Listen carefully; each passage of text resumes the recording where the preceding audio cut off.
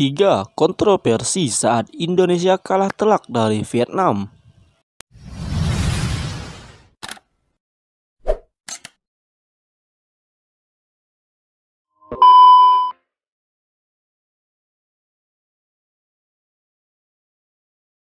Timnas Indonesia dibantai Vietnam 0-4 pada lanjutan kualifikasi Piala Dunia 2022 di Stadion Al Maktoum, Dubai, Uni Emirat Arab, Selasa, 8 Juni dini hari waktu Indonesia bagian barat.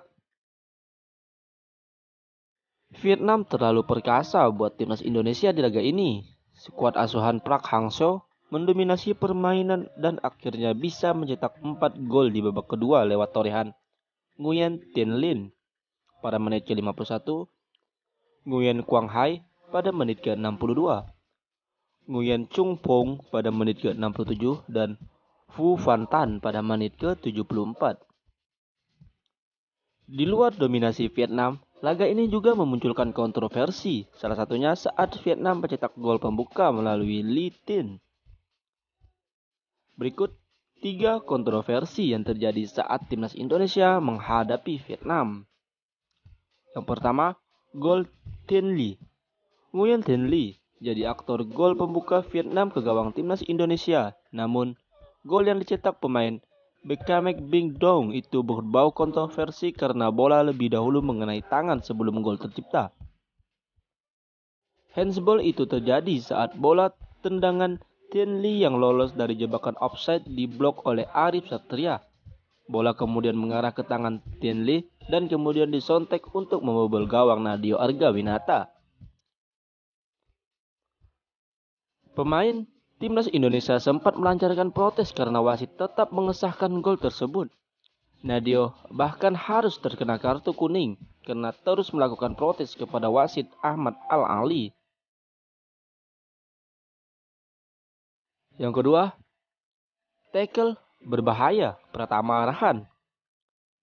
Pratama Arhan bisa dibilang beruntung bisa bermain selama 90 menit di laga ini. Pasalnya, Arhan sempat melakukan tackle keras yang seharusnya berbuah kartu merah. Tackle berbahaya itu dilakukan Arhan kepada gelandang Vietnam Nguyen Tuan An di menit babak pertama. Dalam situasi bola 50-50, pemain muda PSIS Semarang itu melakukan tackle sambil menjatuhkan diri. Tackle keras itu sempat diprotes oleh para pemain Vietnam. Arhan juga sempat bersih tegang dengan salah satu pemain Vietnam.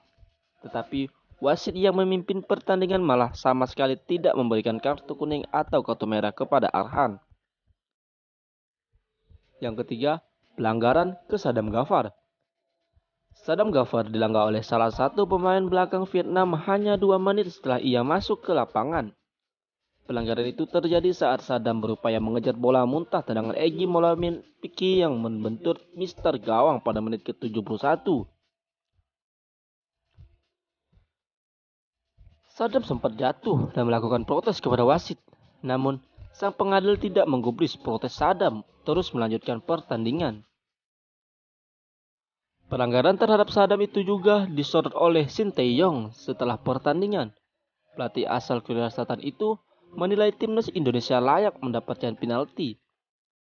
Setelah kemasukan 3 gol, kami seharusnya dapat penalti, tetapi karena tidak diberi akhirnya arah pemain semakin ke Vietnam sehingga kami mengalami kekalahan, kata Shin Tae-yong.